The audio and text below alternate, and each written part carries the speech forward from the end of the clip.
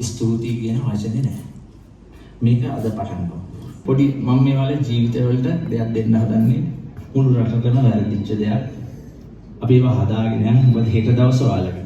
ඔයාලා තමයි මේ රට කවදා හරි මේ මොසවා තබන පිටසක් වෙන්නේ. මම ඒක එදාත් අදත් විශ්වාස කරනවා. මම මෙතනට ආරාධනා කරනවා මම ආපු වෙලාවේ තේ හදලා අපිට සංග්‍රහ කරපු මිස් ඉන්නවා වෛද්‍යතුමා අම්මා කෙනෙක් තාත්තා කෙනෙක් අපේ පොලිස් නිලධාරි මහත්මයාට ආරාධනා කරනවා රාජ්‍ය සේවයට අදාළ කීප දෙනෙක් මෙතෙන්ද අවසාන කොට වහන්සේට චුක්කලට ආරාධනා කරනවා මම අදහසක් ලියාගෙන ඔක්කොම අහන්න ඕන වෙච්ච ප්‍රශ්නයක් තුන්වෙනි පාර්ශවයක් වෙන ජීවිතේ හැමදාම ප්‍රශ්නයක් වුණාම ඒ ප්‍රශ්නේ අස්සේ ඉන්න පාර්ශවයෙන් එළියට ඇවිල්ලා තුන්වෙනි පාර්ශවයක් ඉදිරිය බලන්න පටන් ගන්නවා. දැන් ඔන්න මම ලියාගෙන ආපු දේ කියනවා. මේ දේ හොඳට අහන්න. ලංකා භූමියේ ජීවත් වෙන සෑම අම්මා කෙනෙක්, තාත්තා කෙනෙක්, ගුරුවරයෙක්, වෛද්‍යතුමෙක්, රාජ්‍ය නිලධාරියෙක්, ආරක්ෂක නිලධාරියෙක්, ව්‍යාපාරිකයෙක්, පූජකතුමෙක්, දේශපාලකයෙක්, ක්‍රීඩකයෙක්, එකී මෙකී නොකී සියලු සමාජ කණ්ඩායම් කළ නියෝජනය කළ පුරවැසියන් අතින් අපට නොයෙක් වර විශාල අඩුපාඩු සිදු වුණ කියා අපට දැනී තිබේ. ඔවුන් එසේ කිරීමට හේතුව වෙන කුමක්වත් නොව මනුෂ්‍යාත්මාර්ථකාමී බවයි. නමුත් ඔවුන් තුළින් වුණු හොඳ යහපත කෙසේ අමතක කරමුද? ඒ සෑම කණ්ඩායමකම දෙවිවරු වැනි උසස් ආධ්‍යාත්මික ඇති උතුම් මිනිසුන් සිටී. අඩුපාඩු වැරදි මැදේවද අපගේ සොය ආරක්ෂාව සහ රැකවරණය වෙනුවෙන් ජීවත් වුණ මේ සියලු දෙනා මගේ නැමතුමට වැඳුමට කැපය. අදින් පසු මගේ මව්පියගේ රාජ්‍ය සේවකයාද පොලිස් නිලධාරියාද ආරක්ෂක නිලධාරියාද අපේ ජීවිතයට පැමිණි පූජනීය දුවන්නා වෙති.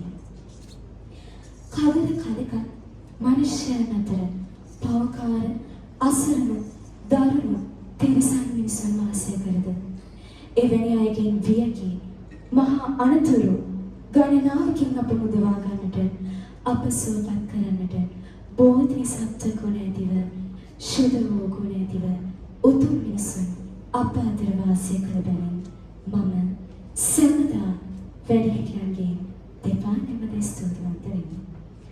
අදින් පසු මගේ රටේ රාජ්‍ය සේවයේ නිරත පොලිස් සේවයේ නිරත ආරක්ෂක සේවයේ නිරත හැම දිනකටම මම දෙපා නැමද තුති දෙමි. අතීතයේ මට අයිති නැත. එය මගේ හෙට දවසට අරුතක් ගෙන දෙන පාඩමක් පමණි. අපි කවදාවත් අපිට දව් කළ අයට හදවතින් ස්තුති කළා මදි කියා මටම දොස් තබමි. හෙට දවස මගේ රට ලස්සන වන්නට නම් ස්තුතියි කියන වචනය මගේ ජීවිතයේ අත්‍යවශ්‍යම වචනය බවට පත් කරගන්නේ. බොහොම ස්තුතියි. හරි. තව දේවල් මම කීපයක් එකතු ගන්නම්. රාජ්‍ය සේවය කිව්වම මිනිස්සු ප්‍රසිද්ධ කරලා තියෙනවා ඒක ඉන්නේ හොරු. ඒ වචනේ අදින් පස්සේ අපේ ජීවිතවල තියාගන්න. වැඩක් කරගන්න යනවා ස්තුති කියන්නේ.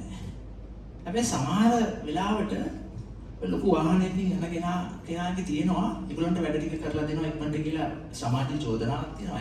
එයාලට ඒක කරලා දෙන්නේ. එයාලා ගාව ඔය ගොඩක් ඒ වගේ අය ගාව මම දැකලා තියෙනවා ස්තුති කියන වචනේ තියෙනවා. ආයෙත් එකක් හරි ගිහිල්ලා දෙනවා. ඔයාලා කැමතිද ඔයාලට හැමදාම ඇවිල්ලා නිකන් වැඩක් කරගන්න එනකොට කවුරු හරි මොන හරි දෙයක් කරපම් ස්තුති කියන්නට. තාත්තා අම්මට හරියට ගිහිල්ලා ස්තුති කියපුවා යතොස්සන්. මගේ ජීවිතය අද මේ තරම් ආරක්ෂා ගන්න ඔයාලා නොසෑහෙන දුකක් වෙනවා. ඔයාලා එළියට එනකොට අම්මාගේ වේදනාව සමහර අද තියට එකේ ගත්තේ නැතිය. අපි යට ස්තුති කියලා තියෙන තාත්තොස්සන් පුළුවන් නම් 100% මම හැමෝටම ස්තුති කියලා නැහැ. ඒතර රාජ්‍ය සේවයට අපි අවුරුදු ගානක් ස්තුති කියලා නැහැ. මේවා තමයි මතක තියාගන්න මේ එළියේ මහා ප්‍රවෘත්ති වෙලා මිනිසුන්ගේ වෛරයක් වැඩි වෙලා මිනිස්සු මරලා ගහ මරාගෙන හොරගම් කරලා ඔක්කොම වෙලා තියෙන්නේ මොකද්ද? අපි ස්තුති කියලා.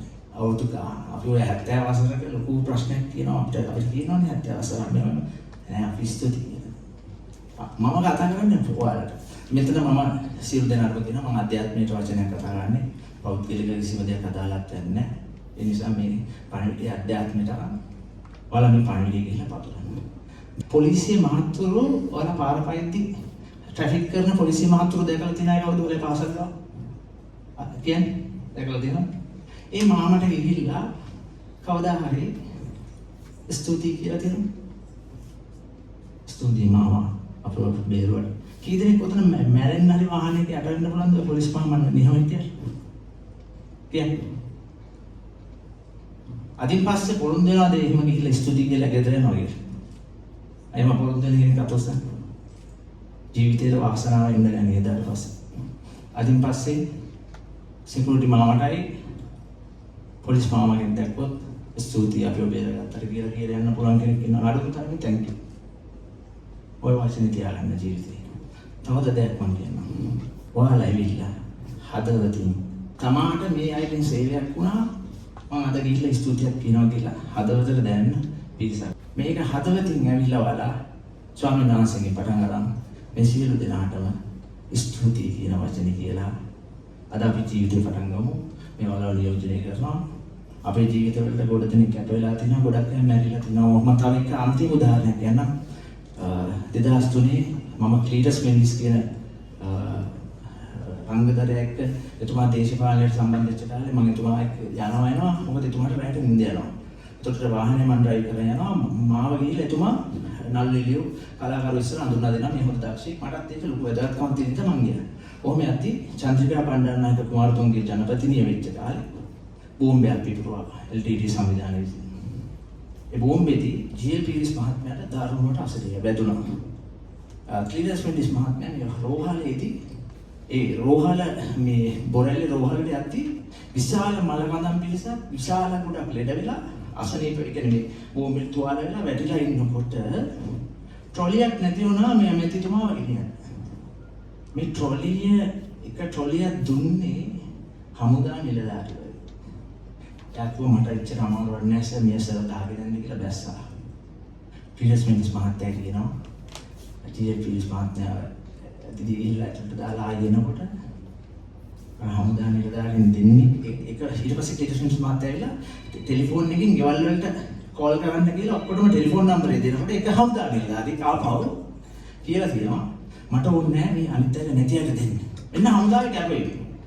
අන්තිමට ක්ලීටස් මෙන්ඩිස් මහත්තයා කියනවා ආපහු ඇතුළට ගිහිල්ලා හැරිලා ඇද්දි මේ දෙන්නම මැරිලා.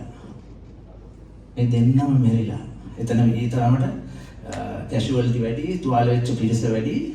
මේ හමුදා ජී.එල්. පීරිස් මහත්මයාට ට්‍රොලිය දීපෙක් කෙනයි අර කෝල් එක ගත්තෙන් දෙන්නම මැරිලා ඒ බෝම්බ පාරා වලට.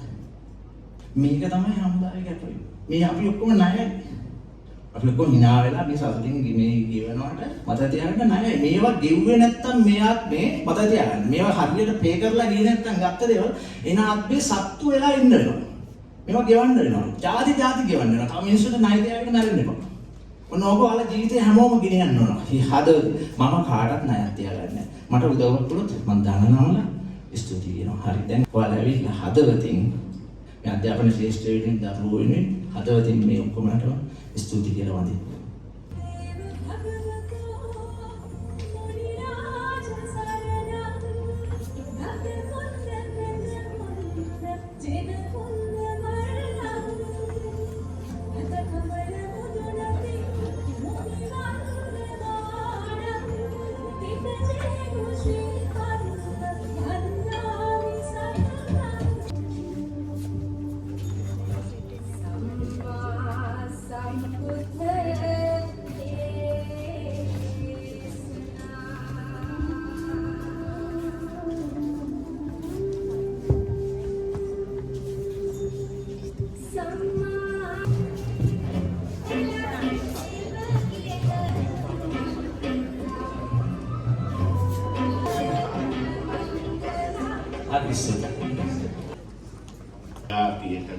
අපිටම ජීවිතේම අමතක වෙච්ච දෙයක් නැවත අප වෙත පිළිගැන්වුවා. තමයි වටිනා. බුදුසිංහ නැතුමනි මේක තමයි විද්‍යාදාති විනයක්. විද්‍යාව අධ්‍යාපනය තුළ හික්මීමේ යහපත්ම ලක්ෂණය එතුමා අද පෙන්වනවා. එතුමා වයලිනේ විතරක් නෙවෙයි අපිට පෙන්වන්නේ ආධ්‍යාත්මික චිත්ත ශක්තිය තුළ අපිට අමතක වෙච්ච ස්තුතිය නැවත අපි අතර මුදුන් පැමුණාට ඔබතුමාට අපි ඔක්කොම එකට කියමු ඔබ සිංහ මැතිතුමනි ඔබට ස්තුතියි කියනයි. ඔබ සිංහ මැතිතුමනි ඔබට ස්තුතියි.